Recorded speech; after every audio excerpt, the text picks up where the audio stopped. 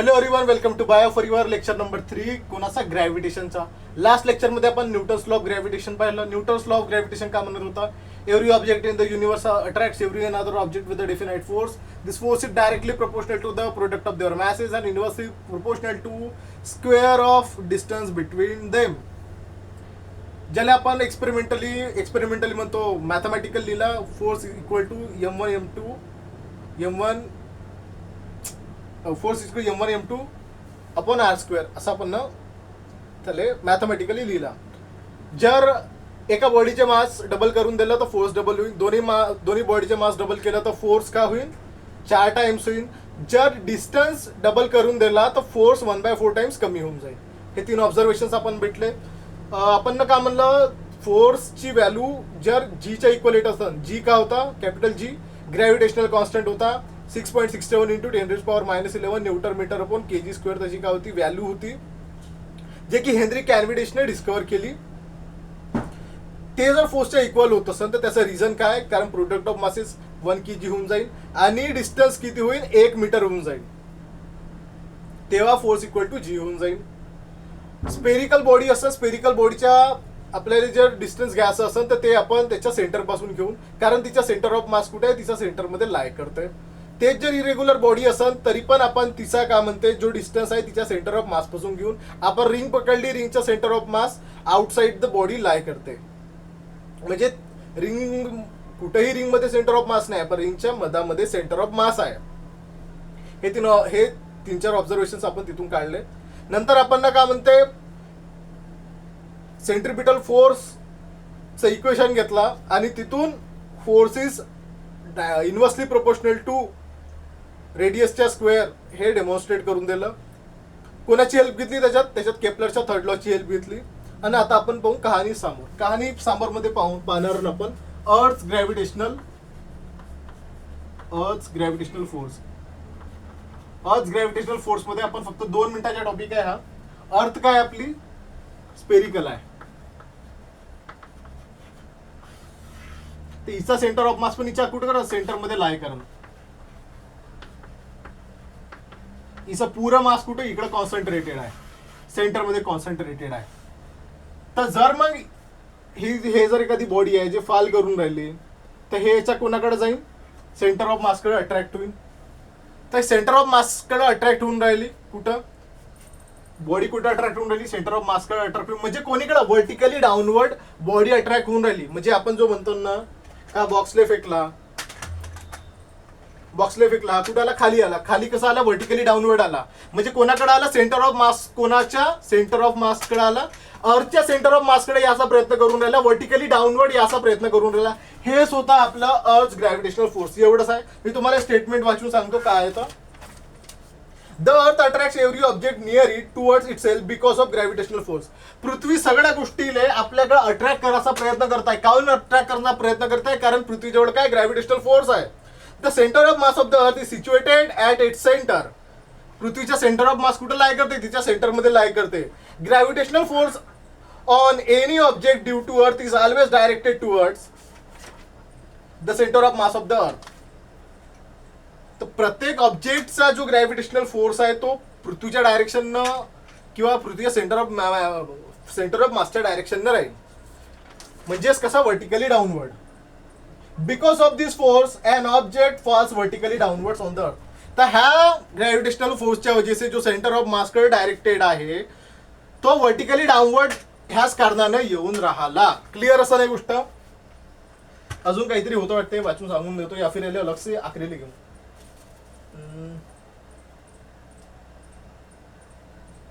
हा भेटला. When we throw a stone vertically upward, this force tries to pull it down and reduce its velocity. काय म्हणायचं आहे? आपण स्टोन वरतं फेकला, जसा बॉक्स फेकत होतो मी. आता बॉक्स आपण वरतं फेकत आहोत. ग्रॅव्हिटेशनल फोर्स खाली लागत आहे. तर ग्रॅव्हिटेशनल फोर्स का करून? याची वेलोसिटी कमी करण. हे जे वरतं फेकलेली वेलोसिटी आहे ना, कमी करण. Due to this constant downward pull the velocity becomes 0. एका पॉइंटवर का होईल? आता सपोज मी असा फेकला, इथं कुठतरी 0 झाली ना, पूर्ण खाली पडणं चालू होईल. The velocity become 0 after a while. एका पॉइंटवर का झाली? वेलोसिटी 0 झाली. The pull continues to exert and stone start moving vertically downward. मग धरतीचा पूल वाढला, वेलोसिटी 0 झाली आणि बॉडी कशी व्हर्टिकली डाऊनवर्ड येऊन राहिली towards the centre of earth. कुठे येऊन राहिली? सेंटर ऑफ अर्थ कडे येऊन राहिली, पृथ्वीच्या. कुठं? Vertically downward. क्लिअर असं नाही गोष्ट? why then does the apple fall toward the earth but the earth does not move towards the apple? The gravitational force due to the earth also acts on the moon. हे कामाचे नाही, कामाचे हे होतं अर्थ ग्रॅव्हिटेशनल फोर्स. आता आपल्याला कामाचं नवीन टॉपिक आहे आपला अर्थ ग्रॅव्हिटेशनल एक्सेलरेशन. ठीक है, खत्म करेंगे ब्रो, 2 मिनट का काम है बस. ये सब क्लियर है? अर्थ ग्रॅव्हिटेशनल फोर्स मध्ये काय लक्षात ठेवायचं आहे का? पृथ्वी स्पेरिकल आहे, पृथ्वीच्या सेंटर ऑफ मास तिच्या सेंटर मध्ये लाय करून राहिला, म्हणून जो कोणता ऑब्जेक्ट पडून राहिला पृथ्वीवर तो व्हर्टिकली डाऊनवर्ड पडून राहिला. क्लिअर आहे? बस आता आपल्याला पाहायचं ग्रॅव्हिटेशनल ऍक्सेलरेशन.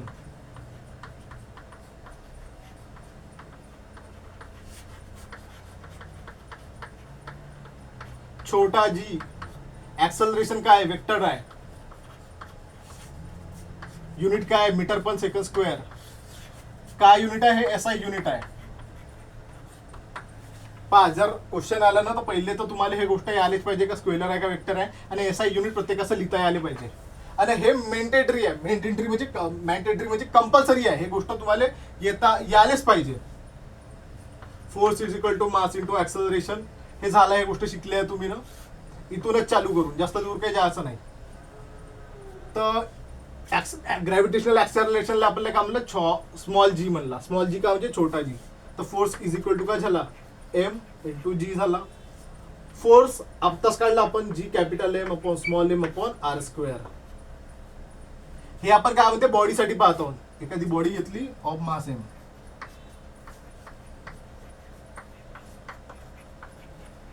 छोटा एम, कॅपिटल एम काय? मास ऑफ अर्थ आहे. ठीक है ना? M G. तर छोट्या जीची व्हॅल्यू काय आली? G capital M upon small M. आता तो जो सवाल होता आपला, का सवाल होता?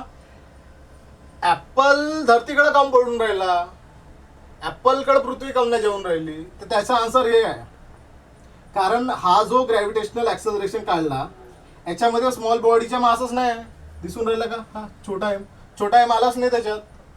तर म्हणून ऍपलकडे पृथ्वी नाही खिचून राहिली, पृथ्वीकडे ऍपल खिचून राहिला.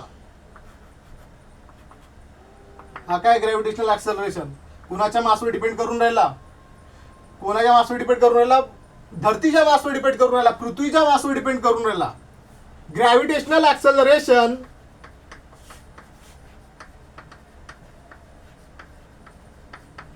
is independent of mass of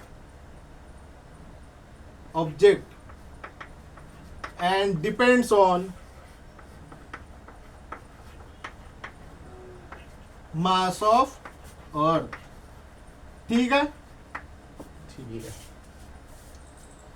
याची व्हॅल्यू काय होती? 6.67 इंटू 10⁻⁻11. हे काही 64 इंटू 10⁻6 असं काहीतरी आहे. तर ओव्हरऑल सांगतो, लक्षात काय ठेवायचं आहे. हे व्हॅल्यू होते 9.77. हा शायद इले आपण ओव्हरऑल पकडतो 9.8 कॅल्क्युलेशनसाठी. जर नीट जेईचा पेपर असेल तर त्याला 10 घेऊन घेतात कधी कधी, पण 9.8 लक्षात ठेवा. काय युनिट? मीटर पर सेकंड स्क्वेअर. हे आपण ना काम ते बॉडीसाठी काढला. हे कोणासाठी काढलं? बॉडीसाठी. तेच जर आपण धरतीच्या पॉइंट ऑफ व्ह्यू न काढला, कॅपिटल एम न जी, तर काय होईल? तर G capital M small M upon आरचा square, capital M G, G छोटा एम अपॉन आर स्क्वेअर हे जी. जर आपण ना काय म्हणते, जर बॉडीच्या ग्रॅव्हिटेशनल ऍक्सेलरेशन जर तुम्ही जी काढाल, बॉडीच्या gravitational acceleration is independent on its mass. बॉडीच्या ग्रॅव्हिटेशनल ऍक्सेलरेशन स्वतःच्या मासवर डिपेंड नाही करत. आणि पृथ्वीच्या ग्रॅव्हिटेशनल ऍक्सेलरेशन बी स्वतःच्या मासवर डिपेंड नाही करत.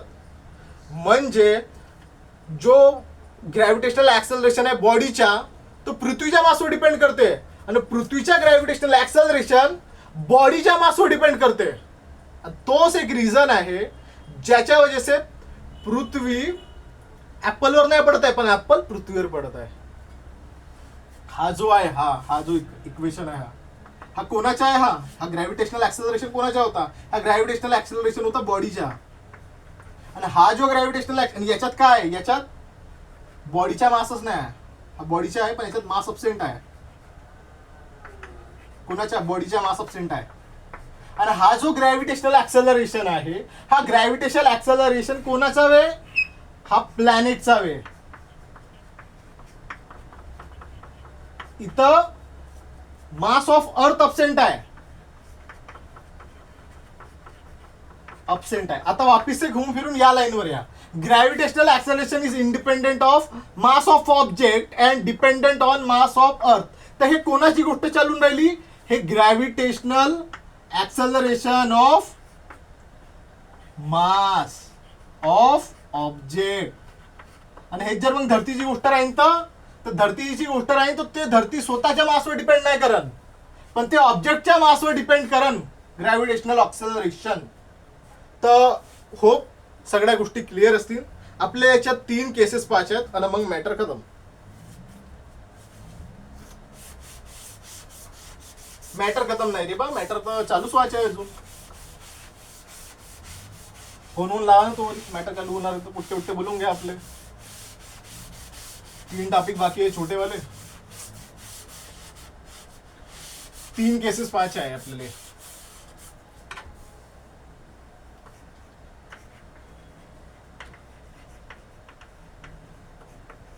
Variation in G.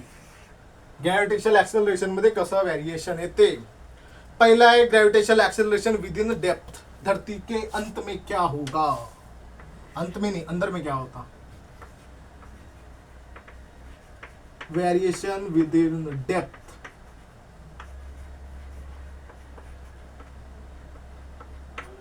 फॉर्म्युला का होता आपला जीचा? Capital M upon R square. काय जी है, इसको लिख दिया अपन ने.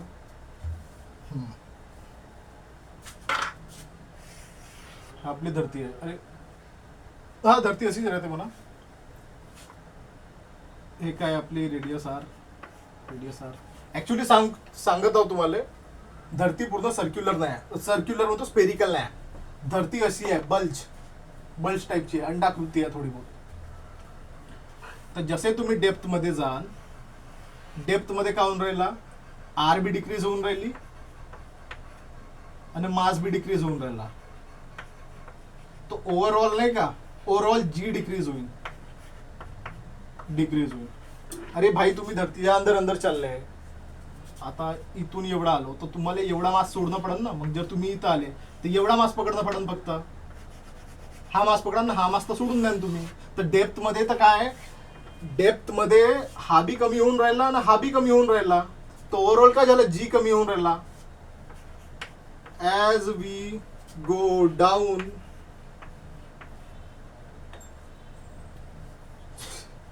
as we go down inside the earth,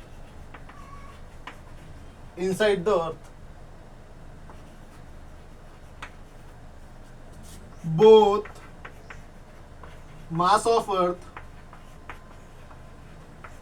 and radius of earth decreases. Due to this, देख ब्रो, ये भी कम हो रहा है, ये भी कम हो रहा, तो उसके वजह से जी भी कम हो रहा है. Due to this gravitational acceleration decreases. Gravitational acceleration decreases. Gravitational acceleration काऊन कमी झाला? ग्रॅव्हिटेशनल ऍक्सेलरेशन डेप्थ मध्ये काऊन डिक्रीज झाला? कारण मास पृथ्वीचा कमी होऊन राहिला आणि रेडियस पण कमी होऊन राहिली जसे जसे आपण पृथ्वीच्या अंदर चाललो. आय होप हे गोष्ट क्लिअर असेल. तर आता आपण पाहून variation within height.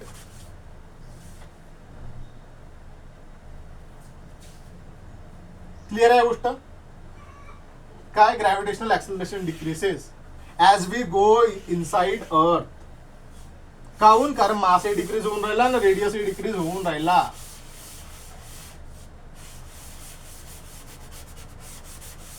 Next topic आहे आपला variation with in height.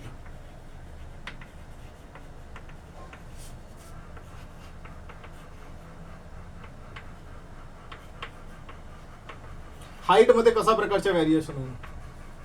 Height म्हणजे पहिले सांगत आहोत, धरतीची जे रेडियस आहे 6.4 इंटू 10⁻⁻⁻ नाही +6 आहे. 6.4 इंटू 10⁻⁶ आहे. तुम्ही फक्त असं 10 किलोमीटर किंवा 11 किलोमीटर 5 किलोमीटर असा नको पकडा. जर असा पकडा तर जी मध्ये काही तेवढा असा खूप जास्त स्लाइटली फरक नाही येणार आहे. आता आपण थोडं जास्त याच्या हे करत आहोत. आता काय होता G/r² हे काय होतं छोटा जी होता. आता जर आपण काय म्हणते रेडियसले इन्क्रीज करून हाईट भाई समजून घे. हे आपली धरती मैया आहे. जर तुम्ही हाईट वाढवून राहिले, आता तर आर होता इथं काय झाला R+H झाला, तर काय झालं ओव्हरऑल काय झालं हाईट रेडियस इन्क्रीज होत आहे. धरतीची रेडियस इन्क्रीज करून राहिलं ना, म्हणजे इथं R+H² होईल ना, म्हणजे वाढून राहिली ना, तर याच्या वजह हा डिक्रीजच होईल ना. कारण काय इनवर्स रिलेशन आहे. काय इनवर्स रिलेशन आहे ना.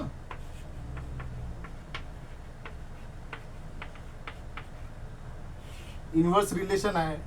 जी वाढत आहे तर आर कमी होईल, आर वाढत आहे तर जी कमी होईल. काय इनवर्स रिलेशन आहे.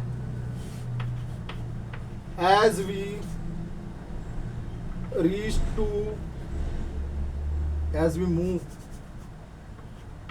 move to height,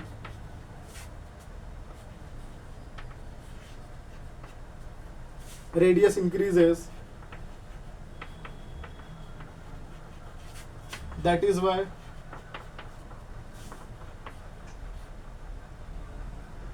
gravitational acceleration decreases.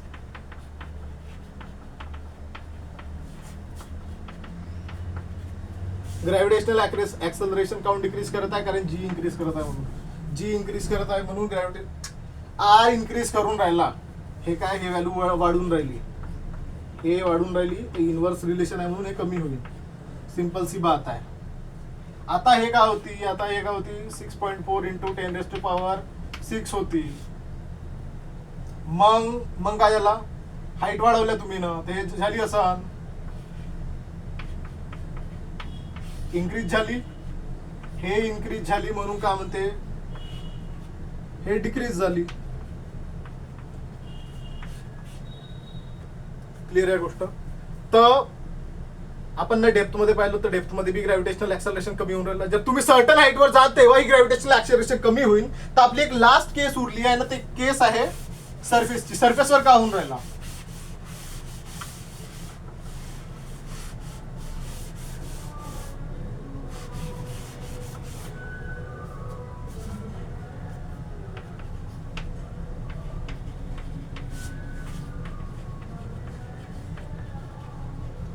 अर्थच्या सरफेसवर का होऊन राहिला हे समजून घ्यायचं आहे आपल्याला. तर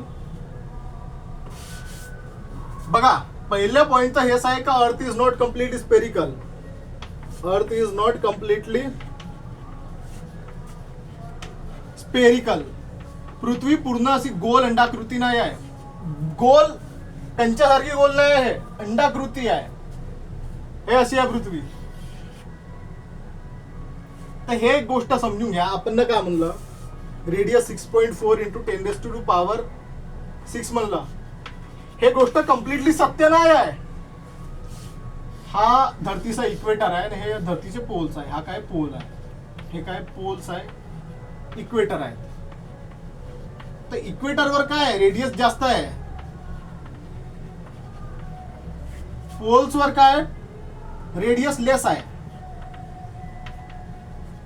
पोलवर धरती कशी आहे फ्लॅटर आहे आणि इक्वेटरवर धरती कशी आहे बल्ज आहे. क्लिअर आहे. तर पोल्सवर काय राहील, पोल्सवर आपला काय फॉर्म्युला काय G/r² = D छोटा g हा फॉर्म्युला आहे.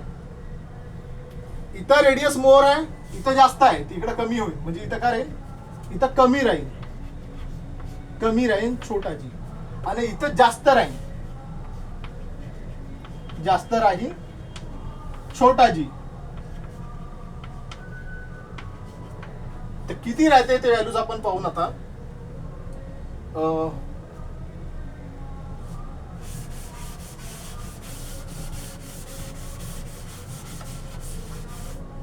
तर पोल कसा आहे, पोल आहे फ्लॅटर, रेडियस लेस, म्हणून कारण more G, greater value of G, greater value of G. किती राहते ते सांगतो मी इथून. पोलवर राहते 9.832 मीटर पर सेकंड स्क्वेअर. तेच जर आपण जर इक्वेटरची गोष्ट केली, इक्वेटरवर धरती कशी आहे, बल्ज आहे, रेडियस काय जास्त आहे,